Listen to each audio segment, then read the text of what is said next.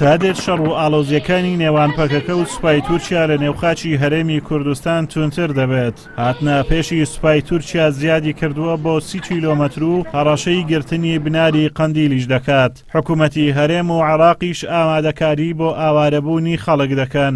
لە ئێستاشدا وەزارەتی کۆچ و کۆچبەرانی عێراق و حکوومەتی هەرێم کۆمەک و هاوکاریان هێناوەتە شارەوانی وەرتێ بۆ ئەوەی لە کاتی ئۆپراسیۆنی سوپای تورکیا بۆ بناری قەندیل هاوکاری بگەێنەوە ئاوارەکانی بناری قەندیل. ئێمە تەوەقع دەکەین نەتیجەی پێدادانی ئەگەر بێت و ئەو ئۆپراسیۆنیا لە ئەوە بیست دەرێت لە ئەگەری ئەوەی بیست دەرێکەوە تەنها قەسبی تیارە نەبێ یعنی ببیتە ئۆپراسیۆنێکی تەوان عسکەری گەورەتر. ئێمە تەوەقع دەکەین کۆمەڵێک خەڵک ئاوارە بی ئێمەش لە ئەگەری ئەوەی خۆمان ئامادە کردیەکەوە بتوانین کۆمەڵێک هاوکاری ئەوانەی بۆ ئامادەکردوون لە ڕێگای وەزارەتی کۆچ و کۆچبەرانی عێراق و هەروە بەتەنسیق لەگەڵ طبعا ئەو لێژنەیەکەوە لە وەزارەت و لە پارێزگای هەولێر هەنا پێشی جەژن بۆمان ئامادەکردن و هەروە پەیمانان پێدانکەوە هەندێک کۆمەڵی هاوکاری دیکەشمان بۆ بێن وەکو خێمە و ئەوانە ئیزافە بکەین سەر ئەو کۆمەکانی کەەوە هاتون.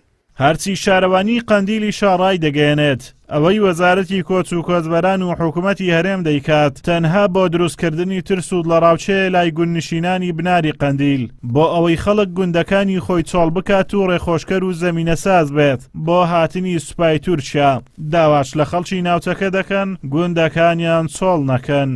لە چەند ڕۆژی ڕابردە دەنگەوەیەکەوە هاوکاری هاتووە بۆ گوندەکانی بناری قەندیل لە کاتی هەبوونی هێرشی سوپای تورکیا بۆ سەر گوندەکانی بناری قەندیل، بەڵام ئەمە بە هەموو شێوەیەک دوورە لە ڕاستی و هیچ شتێکی وانە هاتووە بۆ شارەوانی بناری قەندیل کە گوایە ئەمە کەمپینەیان هاوکاریە بۆ گوندەکان لە کاتی چۆڵبوونیان. ئەمە تەنها پروپاگەندەی و دروستکردنی ترس و دڵەڕاوکێ لە گوندەکانی بناری قەندیل بۆەوەی خەڵک گوندەکانی خۆیان چۆڵ بکات و ڕێگە خۆشگەر و زەمینە ساز بێت بۆ هاتنی سوپای تورکیا.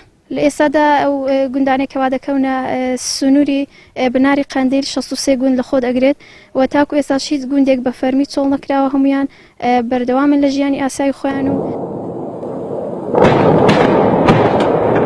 لە مانجی 12 ساڵی ڕابردووەوە سوپای تورکیا هاتۆتە نێوخاچی هەرێمی کوردستان. پێشڕەویەکانیشیان زیاتر دەبن تاوەکو ئێستا حکوومەتی هەرێم و حکوومەتی عێراق هیچ ڕێگە چارە و چارەسەرێکیان پێ نییە بۆ ئەم دۆخە و ئامادەکاریش بۆ دروستکردنی کەمپ ئاماژەیە بۆ شەڕێکی قوڕس لە ناوچەکە.